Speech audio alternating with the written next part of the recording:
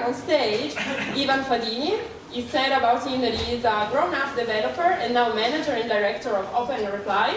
Niccolò Magnani, partner of Triplesense Reply. Francesco Milanesio, executive creative and design director of Triplesense Reply. Hello.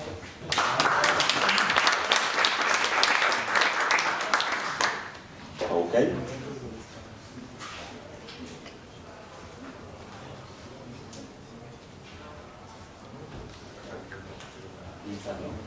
Okay. While we wait for the setup, let me just start with a question. How many of you guys have already had an experience with Chatbot as users, not as technical guys or professionals? Please raise your hand. Okay, great. And please raise your hand if the conversation that you had with Chatbot was good, but be honest, not as professionals, again, as users. Okay, so let's not consider, well, but the chat was a difficult thing, so I imagine that it's good enough. No. Was it good or not? Please raise your hand if the conversation you had was good, from your perspective. Okay, wonderful. That's exactly the point. Okay. We've got two souls here in front of you because we think, as a beginning, that in order to make a successful chatbot, we need to have two different souls.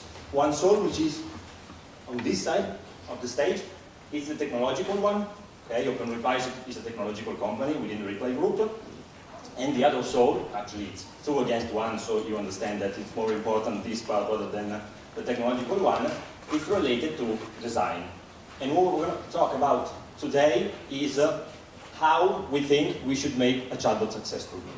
Thanks, Francesco. But before we start, the first thing to address is why we should be talking about chatbots today. I'm not going to go through all the possible reasons for having chatbots. I guess you know them already. But there is one, can you please, okay? There is one reason which is particularly important from our point of view, and is particularly relevant for the rest of the discussion, which is the attitude of the users in engaging with themselves by means of messaging. Okay? So it's more a matter of sending messages between each other rather than, next stage, probably you've even never seen something like this happening in your daily life, but it was something that was happening in the past. But the point is, this is no longer valid, true, but not even this one. So messaging is actually becoming more important in terms of how users conversate between themselves rather than phone calls. So more than this, it's this.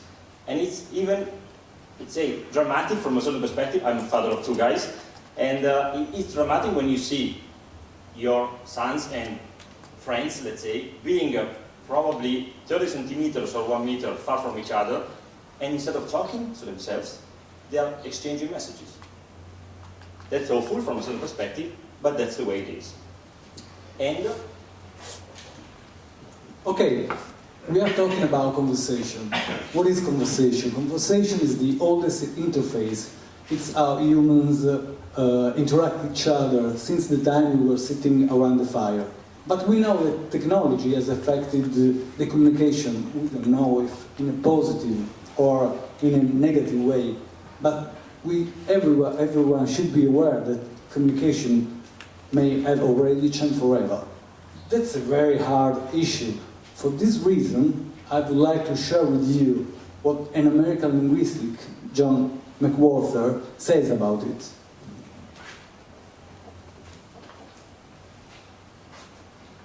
If you can speak like writing, then logically it follows that you might want to also sometimes write like you speak. The problem was just that in the material, mechanical sense, that was harder back in the day, for the simple reason that materials don't lend themselves to it. It's almost impossible to do that with your hand, except in shorthand, and then communication is limited. On a manual typewriter, it was very difficult, and even when we had electric typewriters, or then computer keyboards, the fact is that even if you can type easily enough to keep up with the pace of speech, more or less, you have to have somebody who can receive your message quickly.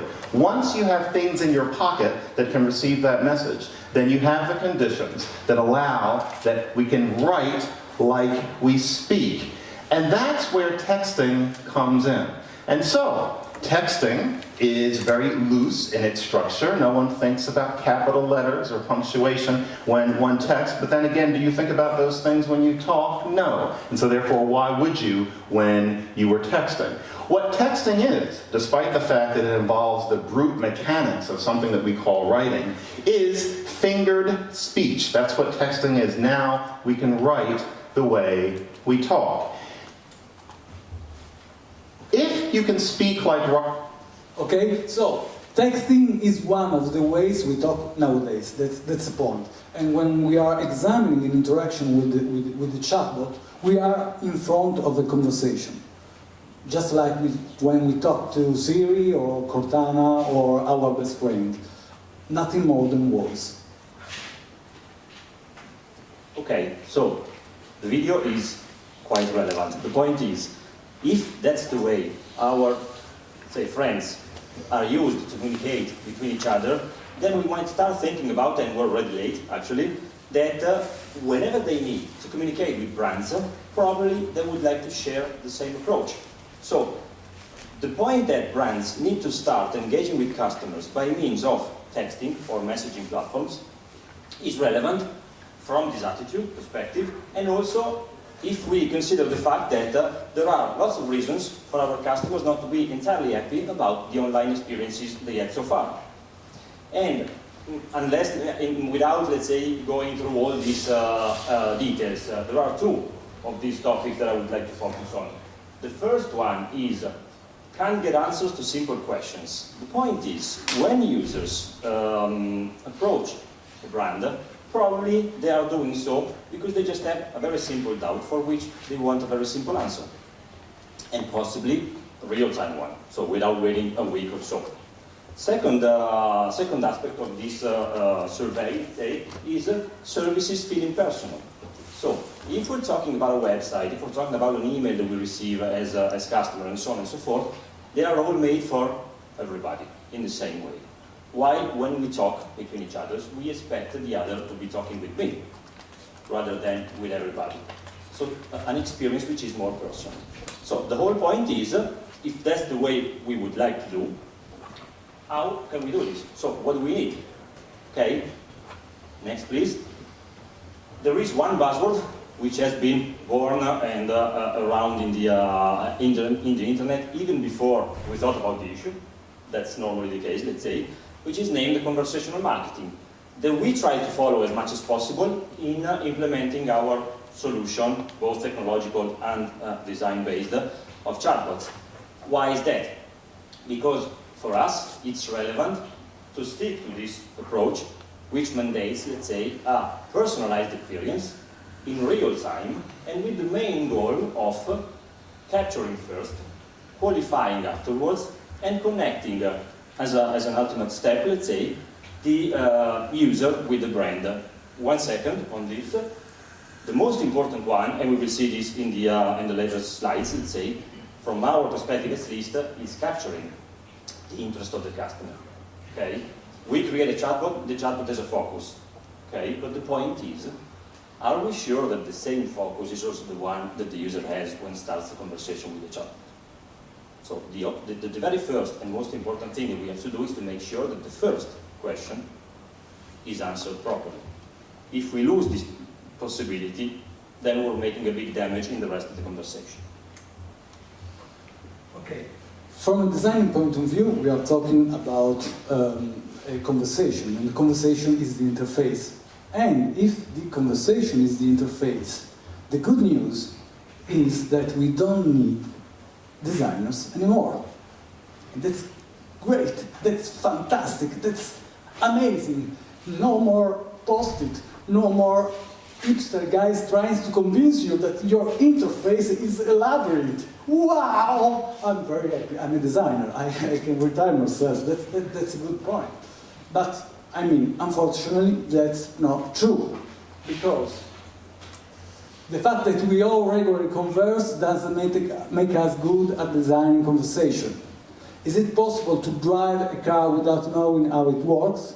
Yes, it is. I can drive. I cannot recognize a radiator from a piston or other stuff like that. But certainly, I can drive. The point is, if you want to figure out how to make cars, you have to look under the hood, and that's what exactly we are going to do. Look under the hood of conversation. And back to me again. So the how, we try to summarize it with 5 simple rules that we think we should be following when implementing chatbots. Let's start with rule number 1. I guess you all know this lady here. It's the oracle of Matrix. And what the statement says is basically what I just said a few seconds ago. The most important thing for us is not, in terms of chatbot, to have something to say, but it's more for our users to have something to ask, and us being able to answer to whatever the user is asking for. So that's very crucial. If we fail this, we're failing big time from the conversational point of view. Okay? A few examples, if you can change the slide.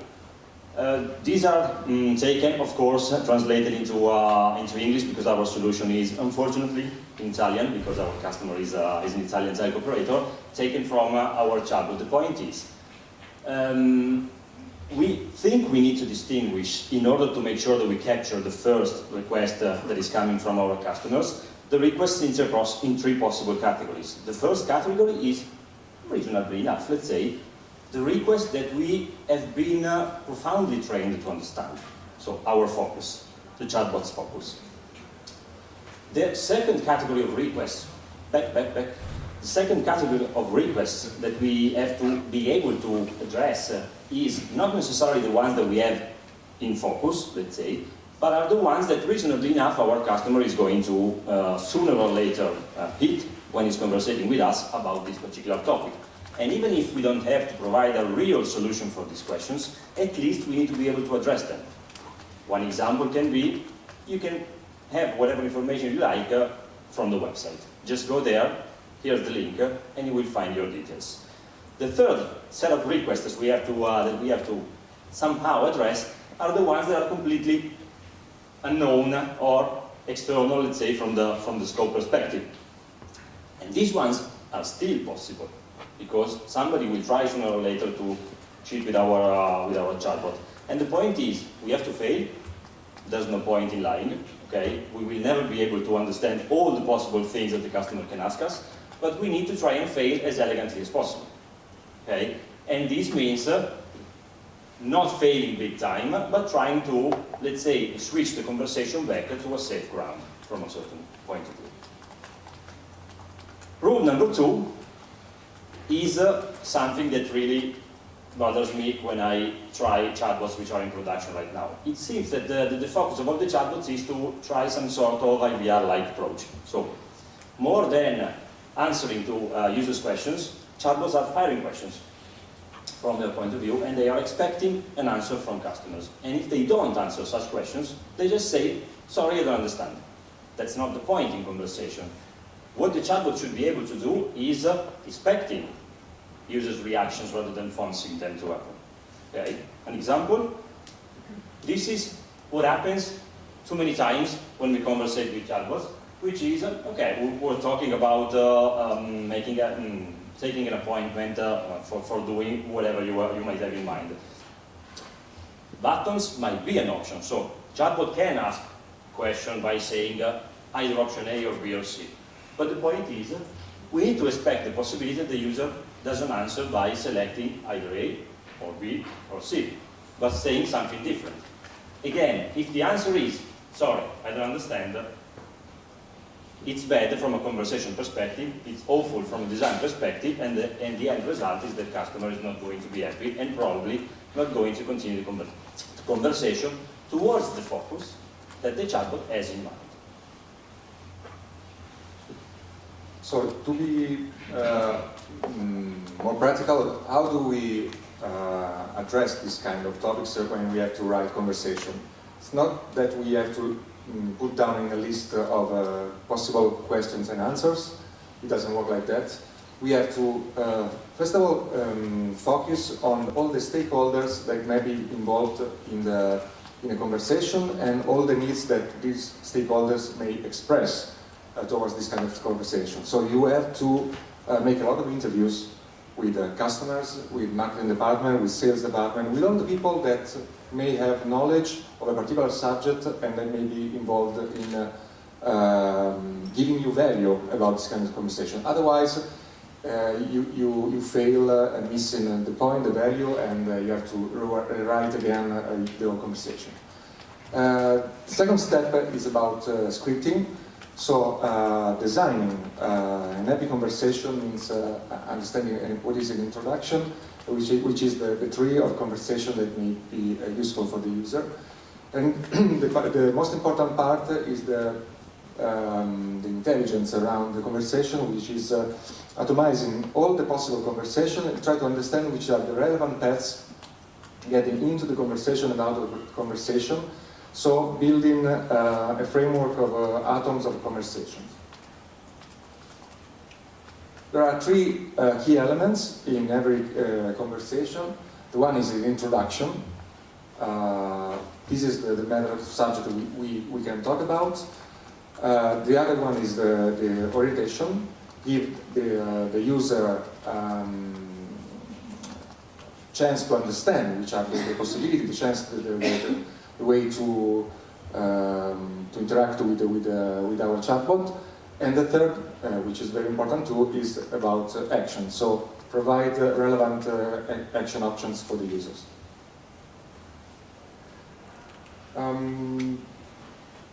Here are a couple of examples we took from our experience on our telco operator. You can see the first one is an introduction. Welcome, I'm here to help you. And you have a list of possible options you can choose. But you can see that the user doesn't really want to talk about the offer in the first moment. Because the user decides his own choice, his own conversation path. So what's your network coverage? And your chatbot must have the ability to answer, at least with a link, with a low level of complexity answer, but just answer to this question, and then have the intelligence to come back to the first question. Because we're talking about conversation, but conversation is in a business perspective, it's about a funnel. We want to make a conversion in a funnel from point A to point B, which point B will be something that we will sell to our user. So we have to cover this need, so the network coverage, and then go back to the funnel that you built from design. This is another example about building your funnel. You have to ask the user some question to provide him the best solution, the best product that he will need. But he may answer you that he doesn't understand the question. So you have to provide a background. You have to orientate the user and give him some hints in order to go back to the funnel you want to build. Again, it's a matter of expecting users' reactions rather than forcing them, as I was saying previously, and you've just seen a couple of examples explaining this approach. And on the other side, it's a matter of thinking about a conversational graph rather than a conversational tree or a dialogue flow, as you want to name it. From our point of view, the flow doesn't just work when we talk about conversations. And then we come up to the rule number 3, which is, as the guy in the video was saying previously, we are used to a certain kind of language when we conversate. And we want to be able to continue using this language rather than becoming stupid just because we have somebody who is stupid on the other side of the wire. Okay? So it's not really for us to unlearn what we know in terms of language. It's more for the chatbot, unfortunately, for the guys who have to develop it, to be able to learn whatever the user is willing to use in terms of language features, let's say. Yes? And this means For example, when we're talking about a very simple answer, which is how many SIMs do you like? We're talking about a tech operator, so the most important thing in order to understand which offer is relevant for the customer is, okay, how many guys? I need to understand how many SIMs you want from me. The answer is not necessarily clicking on a button which says 1, 2, more than 10, more than 20. It might be, well, roughly a dozen. And we need to be able to understand this. Even more important, let's say, something like we're in the range of 20 euro per month when we talk about a budget for changing our smartphone. Okay? I mean, we don't have necessarily to be able to understand the slang of our users, but at least the normal things that we expect our users to use, we should be able to get them. Rule number 4. If you have a problem with your pipes, and they are spilling water in your house, who are you going to call? Somebody who's able to do pretty much everything, or the plumber, who knows perfectly how to fix this issue? The same applies also with chatbots. There is a whole range of difference between the big player solutions, let me call them like this, which have already been trained for general purpose objectives, okay? And so basically they know a bit about everything, okay? Compared to the need for a chatbot in the enterprise, where the approach is completely reversed. Because the chatbot in the enterprise needs to know all about a bit. Not a bit about all, but all about a bit. It's the expert in the field. And this means, again, that when we come to the questions and the possible answers, we need to make sure that we capture not only the entities inside the statements. I mean, you probably all know about natural language processing and the algorithms behind this and the possibility for these algorithms to extract the entity in a statement. But the point is, let me give you an example. Again, talking about taking appointments, and so talking about dates. When do you want your appointment to happen? The day 30th of October at 14 in the afternoon, 14 column 00, and so on and so forth, and you have all the buttons. What about if the answer is, we need to go next week, because this week I'm full, okay? Next week is going to be interpreted as an entity by the system. That's true. But the meaning of next week is not something that NLP gives you. And the point is, it might even be the case that the next thing is, now we're talking about next week. Fair enough. What about Saturday? Okay? So we're using dates, we're using entities, but we're understanding as a chatbot the meaning of these dates, the meaning of these entities related to the previous part of the conversation. Okay?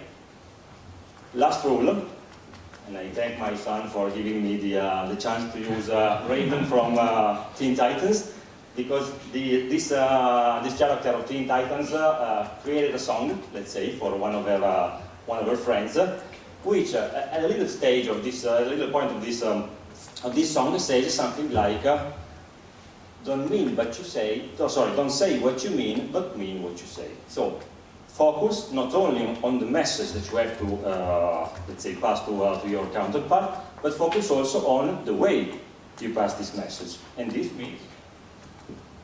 This means that, okay, maybe we are in the early stage of building conversation with chatbots, but we already have to think that companies are investing a lot of money expressing brand personality on many different touch points, which is TV spots, internet, or whatever. So we have to be consistent on the personality that the company has already expressed with the brand.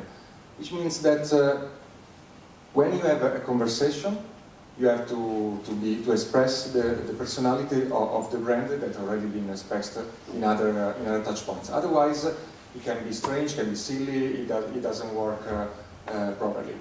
A conversation expressing the right values of the brand. And it's very important that dialogues are consistent with personality, but also consistent with a natural way of expressing yourself. You don't talk with another person 20 minutes straight and the other just stand and listen.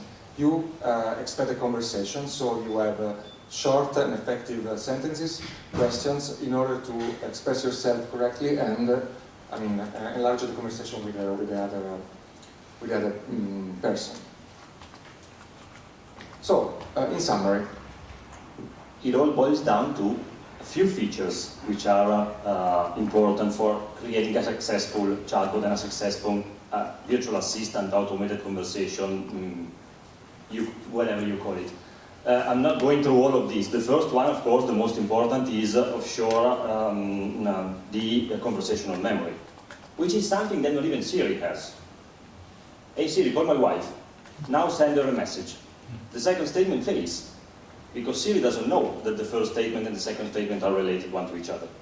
That's the very first important thing that we have to have in our chatbot solution. And it's actually the one that more or less all the solutions have, to be completely honest. Even though it's not just a matter of remembering one entity, it's also a matter of remembering an intent, or, as we said in a sample a few slides ago, it's also a matter of remembering a whole topic of discussion which has been remained open for whatever reason, and using this as a proactivity feature. Okay? A few seconds ago we were talking about this. What about getting back to that point and closing it? If we're trying to sell something, it's relevant. The other thing is artificial smartness rather than artificial intelligence, as Niccolò was saying. From time to time, it's also a matter of listening, being silent, and in the right moment in time, when there is too much silence, then trying to restart the conversation by means of these proactivity features that we have. Okay? And a lot more things that I'm not going to comment for the sake of time. But there is one thing which is related to onboarding. Yeah, maybe you're gonna build a chatbot that sell to your clients, and then we put it online. The point is that in our experience with the project we already developed, one crucial thing is to make the client aware that building a chatbot is just a step.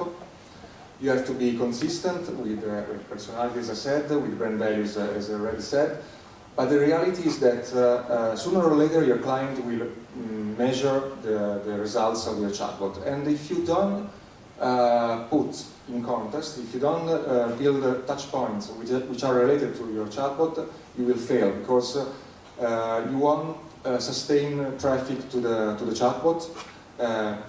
Few users will use the chatbot, and then the customer will complain about the fact that it doesn't convert anymore.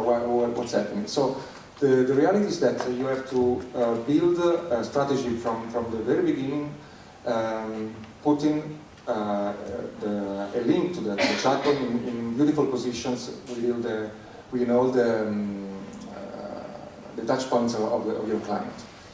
And another point from our perspective, which is important, is that can be dangerous and tricky to sell this kind of stuff standalone, which means you have a problem with your customers. Okay, now we have a chatbot, we will solve all your problems. It can be, maybe in the future, will be something that will put the human effort aside. But the reality at the moment is the most effective way to use chatbots is to put side by side humans and chatbots, which means that low level of engagement stuff, routine questions and stuff like that can be delegated, can be given to a chatbot. You will always need, for at least in the short term, the assistance of a user, of a human user, that can also can be put in a different perspective. It means that you help the user get rid of routine and focus on high-level value conversation with the users. And please bear in mind that even if there is this combination of virtual assistants and human operators, this doesn't mean that our chatbot can be stupid again. That's really important as a message.